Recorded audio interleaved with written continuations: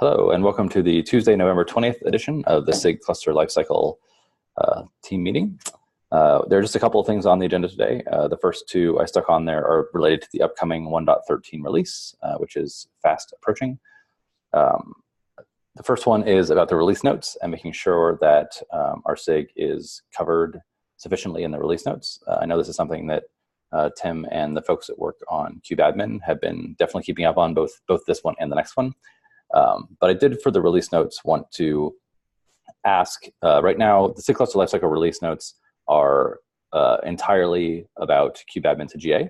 And if there were folks on the call that thought we should be covering any of the other sub-projects as part of the release notes, it's a little bit awkward because right now kubeadmin's release cadence is tied to the Kubernetes release cadence, right? It's released as in part of the same release process, and the binaries sort of shipped together.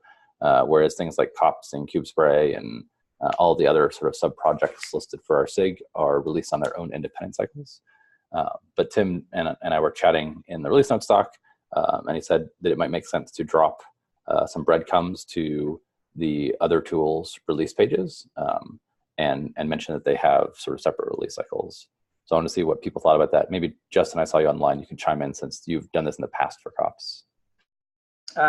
I really like the idea of just dropping a breadcrumb. I feel like that and saying that like their release cycles are separate. I think that like is a sort of proportionate response that sort of sidesteps the issue, but still like, because like cluster API, right? We want to like mention all the work that's going on in cluster API, but it's not like there is a milestone that we have hit in coordination with this particular, with the Kubernetes milestone.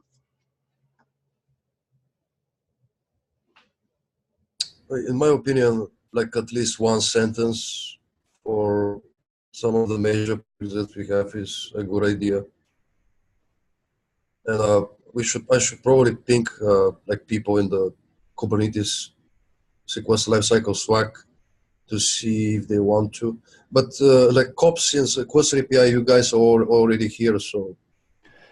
Yeah, I'm just looking over like the sub-projects listed on our SIG page. We've got bootkube, cluster API, kops, kubeAWS, kubedeploy, kubeup, and kubeadmin, which are both part of the main release. Kubeadmin, DINE cluster, Kubernetes Anywhere, kubespray, and minikube, right? So there's many different sub-projects, and right now we're covering one of those. There's probably not a lot to say in the release notes about kubeup, even though it is bundled in the same release. Kubernetes Anywhere is sort of on the deprecation trail. But I think for things like maybe reaching out to the minikube owners, the kubespray owners, Justin and I can help out with kops and cluster API. And then maybe if there's anything from the DID cluster folks or kubeAWS that we want to put any breadcrumbs in also, and also bootkube, because I checked recently and they still have activity going on there. Just to sort of add notes to here are some other SIG projects and here's sort of their current status, even if it's not tightly tied to the release. I'm going to ping kubespray and minikube on Slack to see if they can add something. Cool, thank you so much.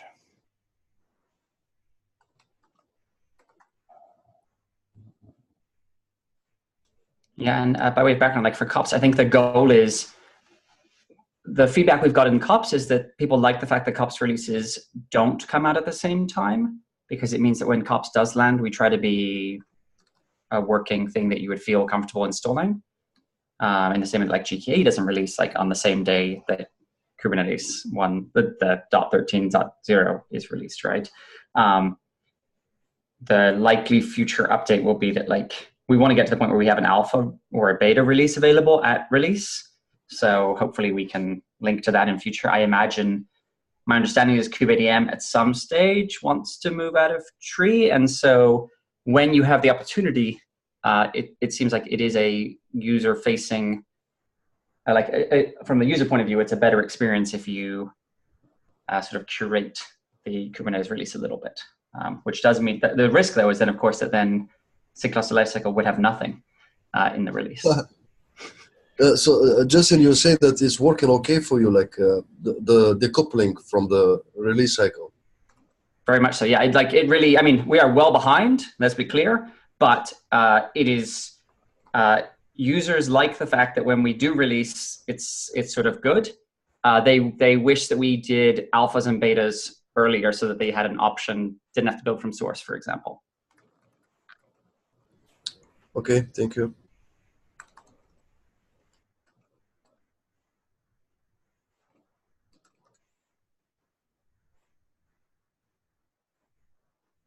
You mean building kops from source, to be clear there, right? Like you can't just build Kubernetes from source and plug it into kops. You have to build kops from source for the new version of Kubernetes. That's my sorry.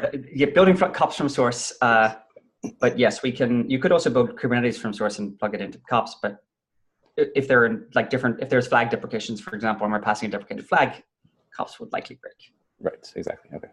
What were you going to say, Lubomir? I'm just saying that we might consider like moving to the new repo and eventually like decouple. Like the first steps are going to be probably move and keep the cadence with the release cycle for a while. I mean, at least that's my thinking about it.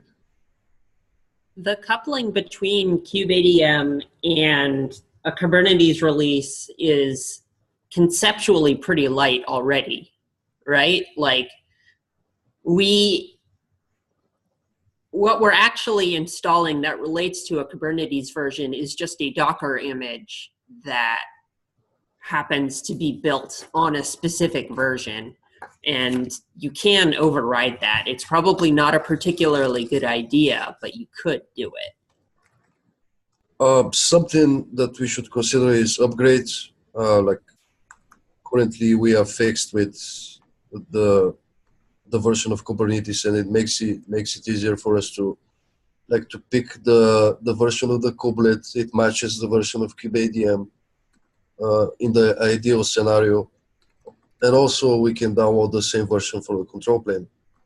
If all versions match, that's great for us. If we decouple kubeadm, we now have to tackle the scenario where, okay, is the kubelet newer than the control plane, which is going to break? And we have to start considering things like that.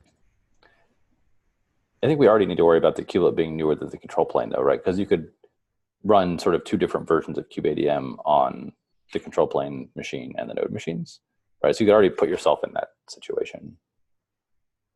Yeah, it's just about the like new APIs available in the kubelets that are not going to work with the old control plane. I mean, it needs some discussion and consideration. It's probably like out of scope for this meeting.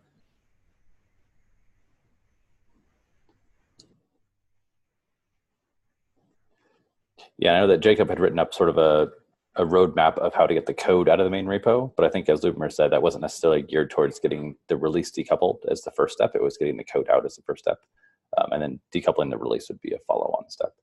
And I haven't checked back on where that timeline might be. I think initially it was targeted around sort of this time, like 1.13, 1.14, when it was written a year ago, but I think we were also planning on being a release behind somebody else. I think maybe kubectl moving out, and I haven't seen a lot of movement on anybody moving out of the main tree, except for the API machinery SIG trying to break stuff up in the staging directory. Justin, go ahead. kubectl is actually Sean S3. Sean is actually making good progress on that. It's not about to happen, but they are working on it. Okay, cool. I guess the good news is it's far enough below the surface that I'm not aware of it, right? Which means they're not breaking things.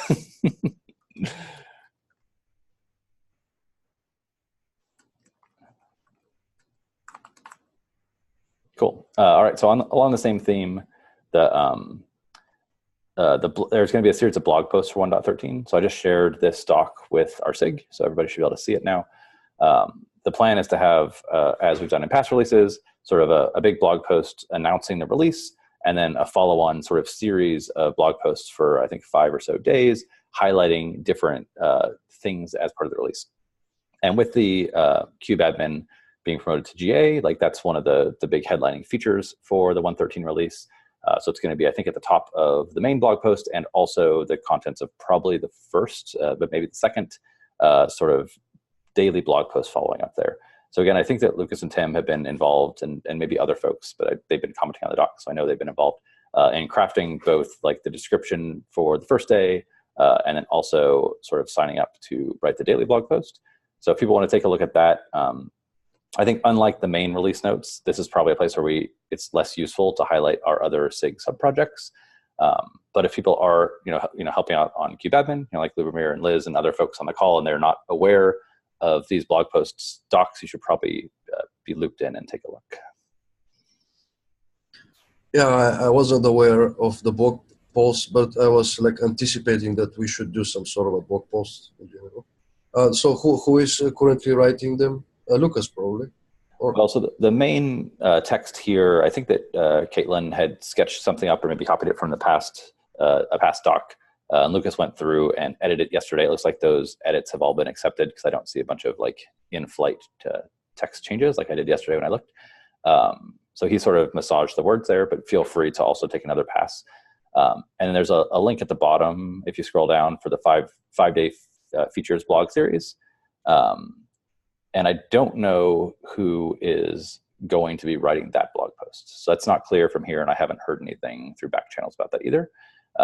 So if you're interested in helping with that, you should probably sync up with Tim or Lucas, because I think they're driving that. So the first day is like our related blog post, like the simplified Kubernetes cluster creation with KubeADN. That's something that we should be working on. And the rest of the blog posts are other SIGs, basically. Yes, and it's not really broken down by SIG, it's broken down by feature, but those features tend to sort of come from a SIG, right? So like the day 2 blog post is from the storage SIG, the day 3 one, I would assume is from the networking SIG or someone related to networking. The day 4 one is going to be from the scheduling SIG, and then the day 5 one is probably from SIG CLI, right? So, I mean, because each of those SIGs is sort of pursuing these big features, and as they sort of roll into different levels of maturity, it makes sense to highlight them as part of the release. So yeah, but the first day is us. And like I said, if you're interested in helping contribute to that blog post or potentially writing the blog post, sync up with Tim and or Lucas, or plus yourself into this doc and say like, who's in charge of this blog post? Can we get a link to it? And I want to help out. So somebody has to submit a PR eventually. It's not going to be Caitlin. That is a good question. I don't know where these blog posts get posted. I don't know if it's actually a PR or if it's, I don't know what our blog platform is, right? Like, it's a case/website, and it's either Caitlin or somebody who is the original author who creates the PR. So we should probably ask her. Do you know the deadline for this? I don't. That is a great question. It says date to publish December 3rd. Okay, good. It's in there. All right. So it's a release date pretty much. Yeah, that makes sense. And then, depending on where in the week that falls, they'll probably start with the daily ones pretty quickly thereafter. Okay, I'm going to ping Caitlin and Tim about it and decide on how are we going to proceed, like with the actual PR and everything. Okay. Lucas also mentioned in Slack he'll be here in 10 minutes, so he may have some more information on that. So why don't we circle back and see if he knows. In the meantime, I guess the only other thing that I'd stuck on the agenda was a link to a PR that Jordan Liggett started working on related to version skew. And this is, our SIG was CC'd, but along with a whole bunch of other people. I don't know if people have actually been paying attention to this. There is a sort of hidden page that's kind of hard to find that people occasionally link to that describes our existing version skew policy in like the proposals section of some documentation site from Kubernetes, which talks about how we support the skew between the masters and the kubelets and the skew between the API server and kubectl. And Jordan's basically extracting the relevant bits of that, cleaning it up, making it clearer, and adding it to the website. And I think based on his response to my comments yesterday, it sounds like we'll probably delete the other page or just turn it into a link to the website. It is particularly interesting also because it's this doc, not the old doc. This doc describes sort of the upgrade flow that we support, in particular for multi-master or multi-instance control planes, however you want to say that. So if you have multiple API servers, if you have multiple controller managers, et cetera. And so I think that's particularly relevant to us to make sure that we agree with the sort of proposed supported upgrade order, which is sort of halfway down the page. So if people haven't taken a look at that, please do go take a look at that and leave comments if you don't think what he's described is how you would envision us doing upgrades. I wanted to make an announcement related to that. So this is part of the bigger, like the bigger plan to eventually support long-time releases in Kubernetes. And a new working group was formed about that. And the meeting of the working group is at the exact same time of this meeting, but next week. So it's we have a basically we skip next week, but you can join the same meeting about LTS next week. And is the LTS meeting weekly, or is it bi-weekly offset with us? Exactly, bi-weekly offset. Okay, that's convenient. Cool. So last time we were like 5 people, but we decided at least to go as an initial step for this to go with a survey to like figure out what the actual consumers of Kubernetes want in terms of LTS. And there's a channel on Slack called WG/-LTS. Okay, it's good you mentioned that. I know I saw some emails go out about people wanting to set that up, but I don't remember seeing one that concluded that it had been created or that a meeting time had been scheduled. I think it'd be useful for the people that have started doing that to maybe advertise a little bit more widely to get more folks looped in. Especially like you said, I think there were a lot of people that responded to the email saying, this is a great idea, I want to help. And if there are only a couple people at the meeting, I think it's probably at least partly due to lack of advertisement for the meeting and not due to lack of interest. Yes, I'm going to try to like talk to the leaders of the group to basically advertise better this. Yeah, I mean, for myself, like I'm not, don't have the freedom to just go and like explore new channels in Slack and like discover when things are happening. Unless somebody points it out, I'm never going to know this in a new Slack channel I created. I think it should be in the community calendar, by the way, already. So people should be able to access it. Okay, awesome.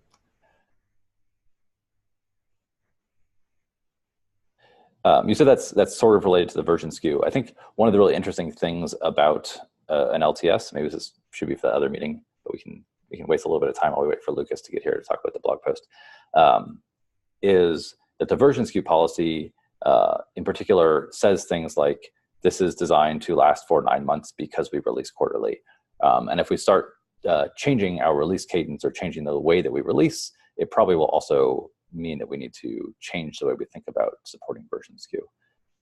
It probably doesn't have as much of an impact on the supported component upgrade order section of the version skew doc. But saying that we support this n-2 might be different if we have a release that we support for much longer, because maybe we support wider compatibility bandwidth with that release, or it maybe even has a narrower compatibility bandwidth. Just masters and kubeletts must be at just different patch versions of that same minor release instead of actually supporting different minor versions. So I think there's a lot of interesting things that would come along with us changing our release cadence in terms of how we test upgrades and all of those sorts of things. Yeah, there are a lot of question marks about this. So I think the current one that everybody agrees upon is that we should basically, for instance, 1.13 releases in December, and we decide, okay, this is going to be in an LTS, and we basically support it with security fixes and critical bug fixes for maybe two years or 1 year, 4 releases. And then we start like claiming, okay, you can easily upgrade after these 4 releases to the release you want to upgrade. So that's going to be 1.18. So we need to have the upgrade path from 1.14 to 1.18, and like the corporations and big consumers can stay on 1.14 with all the security patches. But if they decide to jump, we have to have the upgrade path for that. Right, and that's one question. Is right now we explicitly tell people, you can't jump over versions, right? When you're upgrading your control plane, you have to go through every intermediate version because we do things like, do data conversions and so forth. And especially when we get to API deprecations and whatnot. And if we are saying now we're going to support you jumping from 1.14 to 1.18, that's a sort of a huge shift in how we'd need to deal with, both upgrade testing and compatibility, but also our sort of discipline in the project around everybody would have to sort of deal with this notion of longer term support, not just people that were maintaining the older branch, right? For KubeADM specifically, I mean, the unofficial plan is to do incremental upgrades, like you're saying. We have to jump one minor at a time. So from 113, we jump to 14, 15, going to 118. And this can be executed in a single sit down, like you apply all these incremental updates one at a time. And we can basically already like have end-to-end tests for that in KubeADM. But the problem, we don't have a good deployer, like, we are using Kubernetes anywhere for that. And Ben, the other, is writing kind, and we have plans to eventually try using something like that. And cluster API, right? Cluster API might be the... Hopefully, the better option. Definitely. Multi-cluster, HA, everything. Well, yeah, I mean, I think cluster API is like very differently targeted. Like, I think kind is intended for testing, whereas cluster API is intended for production. Right. So I think the interesting thing about kind, I was going to say, is that it doesn't rely on any particular cloud environment, right? So something like KubeADM that isn't tied to a cloud environment might be a good thing to try and test with kind. Although since it is more tied to like the image of the machine you're running on, I don't know if that fits well with the sort of kind model of, we'll give you these virtual kubelets, right? Yeah, it's definitely... Someone's going to write... Okay.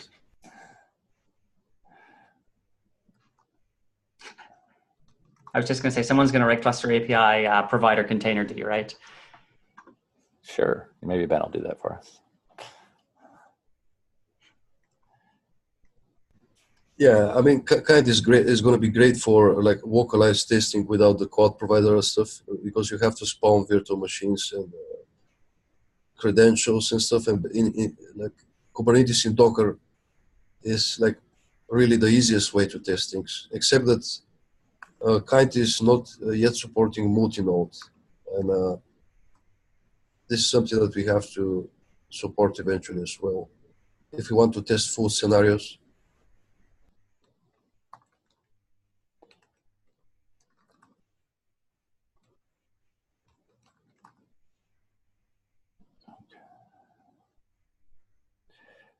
So to loop back to the version skew documentation, I think it might be worth just walking through the supported upgrade order thing quickly, because obviously I haven't been paying attention to the HA Cube admin plans, or maybe Lumir, if you can give me an update on how Cube admin is doing HA, and we can see how that fits in with the supported upgrade order proposal that Jordan wrote up. How is KubeADM doing HA upgrades? Or HA deployments and then HA upgrades, yeah. I mean, it's not ideal.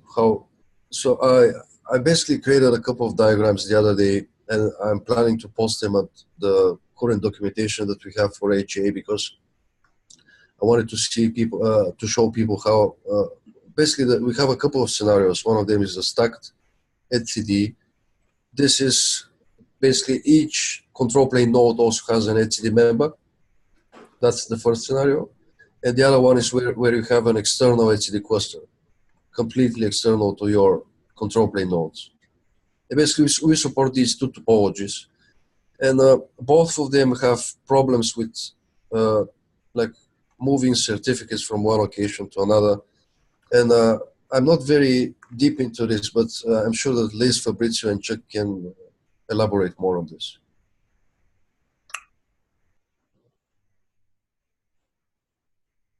The news in this release is that Kubernetes, when you scale the control plane and you have a local TCD, scales also a TCD. And this was implemented in this release. Now there is an issue, and we are discussing, this will be implemented in the next step, is how to automate the certificate moving from one control plane node to another. That is the last manual step that is in charge of the user. But if you are using something like Cluster API, you can delegate this task to Cluster API so far. Okay. Okay, so then you've deployed your either stacked etcd Kube HA Kube ADM or external etcd Kube ADM HA control plane. You've either manually or written some automation to shuffle the certs around. Now, what happens when you want to upgrade? How does that work, and how does it compare to a normal Kube ADM upgrade? How do you upgrade? You upgrade one control plane at a time, and then the first control plane take charge of executing most of the upgrade, so creating the new config map for Kubernetes, upgrading Kube proxy, and renewing certificates and so on. The secondary control plane makes only a light upgrade, changing the manifest on the disk. So basically, like in init, for the init workflow, you have a bootstrap master, and then you join secondary control plane. In the upgrade workflow, you start from one master, can be the bootstrap, but any of the master, and you execute upgrade, and then you execute upgrade node, which is the light version that take care only the local stuff, so the manifest. Because basically from the current limit of Kubernetes is that from one node you cannot change things that exist on another node. Right. So that's kind of what I was going to get at, is if you read Jordan's description of how the upgrade should work, basically the supported upgrade flow is we upgrade all of the API servers before we upgrade any of the controllers or any of the kubelets. And I think what you're describing is sort of doing it one machine at a time instead of one component at a time, and saying on the first master machine, we're going to upgrade the API server, the controller manager, the scheduler, the cloud controller manager. And then we'll go to the second machine and we'll upgrade the API server, the scheduler, the controller manager, cloud controller manager. And then we'll go to the third machine and we'll do it in do the same thing. Which yes, actually during that process puts you into an unsupported state according to this PR. No, I commented to the PR about versus Q, and we are not going in an unsupported scenario because and also Clayton made some adjustment on the PR for giving evidence of this, because we are not going in an unsupported scenario because every instance of scheduler and controller manager talks only to the local etcd. Okay, so basically all the version skew is now described in terms of you have to respect this queue with the Kube proxy you are talking to. And this allows us to upgrade one node at a time. Okay, so the argument is that because we're only talking to the local one, the local scheduler is going to be at the same version as the local API server. So even if another API server that is part of a distributed control plane is an older version, we're not going to be talking about API server, so we're not going to be out of compatibility by trying to talk to an API server that's older than the local one. Exactly. So that there are pro and cons in the topology that Kubernetes use, because basically if one Kube API server fails all the control plane on that node, but it is from this allow to Kubernetes to basically update one machine at a time, install one machine at a time without going and forward and then back and so on. So it is a trade-off. Okay, yeah, I think it would be useful to document that, you know, assuming people agree that that is another supported way to do upgrades, that as long as you are if you have multiple schedulers, multiple controller managers, that you can update them before all the API servers, as long as you have a way to force them to only talk to API servers that have already been upgraded, right? And so in the kubeadmin case, you're forcing that by using localhost. I could imagine other ways you could force that also.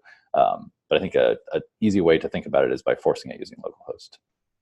So I think I haven't read through all the comments on the PR because there were so many. I just read through the actual text that Jordan had written. But it sounds like there's some outstanding comments to update the text to make it clear that that is another supported way to do the upgrade flow. So Jordan came to the channel and asked us, basically, is your local API server talking to external controller managers and stuff like that? And I said that we don't support this topology at all. We basically support the topologies I said earlier. And I'm not sure how are we going to handle this into his new PR, because like kubeadm, we think that what we are doing should be the canonical way, the most basic way of doing it, but he is proposing something that is slightly more complicated, at least in my opinion. Well, it depends on how you think about it, right? Because if you have higher level tooling like COPS or OpenShift or something, then I think the other way is actually probably a simpler way to think about it in terms of component skew, right? Where if you can say, I can guarantee that all my API servers are upgraded before I do anything else, then that's a simpler model for the people maintaining the API server and the controllers, because now they can assume that invariance over time, right? And I think from the kubeadm perspective, because it is sort of locally focused on the machine that it's running on and doesn't have visibility into the other parts of the HA control plane, it becomes very difficult to orchestrate the upgrade in that order. And it becomes easier to think about it in terms of doing like these stacks of one machine at a time, right? So I think it's a matter of perspective, right, in terms of which one feels simpler. I posted the link of the comment where I discussed this change about how the Kubernetes topology. Thank you. Yeah, and Jordan said that he reworked the section, so I should go back and read that. It looks like that happened maybe after I'd made a pass and left comments. Cool. And also we have the flexibility and the potential to support different topologies in kubeadm in time, like maybe eventually. Yeah. Awesome. Okay. Does anyone else have anything to add to the agenda? Lucas still isn't here, and if we don't have anything else to chat about, I'm not sure how long we want to wait, because I think people can sync up with him outside of this meeting to talk about the blog post. The KubeSpray folks were created a survey that they wanted to expose to everyone. I wanted to ask you, Robert, that historically, had Kubernetes had some sort of a channel for surveys where basically people can, okay, this is an official survey now. If I want to submit my own survey, or like a sub-project if they want to submit, should we talk to contribexes, or is there a channel for this? Like, how was it done in the past? As far as I know, all the surveys have come through contribex. So I think going through them makes a lot of sense. I don't think individual SIGs have sort of spearheaded their own surveys. And I think having it flow through a single place is probably better for end users, because they don't get bombarded by a whole bunch of surveys. Like if 5 SIGs want to send out a survey in the 113 release cycle, maybe contribex can consolidate those into a single survey, right? And they can become sort of the survey, the user-facing sort of survey intermediary. I think that's probably a good way to do it. Yeah, that makes a lot of sense. So we have a KubeSpray survey, we have a LTS survey, and I eventually want to make one for kubeadm. Possibly you guys want to make one for Cluster API too. Yes, and I think it's probably useful for us to try and bundle up the multiple set of questions we want, even if we have them starting off in separate surveys, and send them to contribex and say, like, hey, here's a bunch of questions we want to ask users. Can you help us, find the users, get the survey sent out, consolidate them if that's the right way to do it. If we think that the group of users is non-overlapping, then maybe we send separate surveys. If we think it's all the same set of users, maybe we can send a single survey, right? So I think, reaching out to those folks because they have been doing the surveys in the past makes a lot of sense. Yeah, we can unify everything in a sequence lifecycle survey, like in sections. Right. Probably going to work out. Cool. Dawal, I hope I'm pronouncing your name correctly, posted in chat about being an organizer for the LTS working group, but apparently microphone is not working. So there's a link to the Google group, which was posted in chat. I'll also stick it in here into our meeting notes. Please, if you're interested, go ahead and join that mailing list. And they're also planning to make announcements at various SIGs. So Lubomir thankfully did that for us today, and try to help encourage participation there. So I would also suggest maybe responding to that initial email, because that will, make sure it tags everybody who had responded and said this is a great idea, to try and get the folks that had expressed interest initially to show up as well.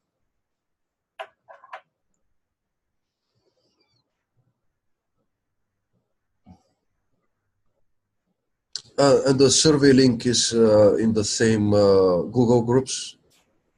Basically, you can also view some of the questions we want to ask in the survey for LTS. It's basically the first thread on top of the Google groups. Cool.